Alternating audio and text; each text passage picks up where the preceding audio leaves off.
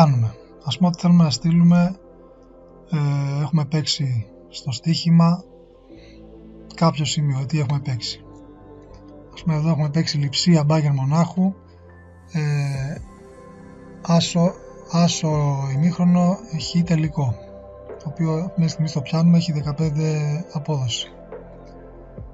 Οπότε πατάμε το κουμπί των Windows εδώ κάτω ή στο πληκτρολόγιο και γράφουμε snip, S-N-I-P, και μετά πατάμε Enter. Θα μας ανοίξει το Snipping Tool και από εκεί πατάμε στο New. Στη συνέχεια μαυρίζει η οθόνη, έτσι λίγο σκουραίνει, και επιλέγουμε με το ποντίκι, με τον κέρσορα, το σημείο που θέλουμε να στείλουμε.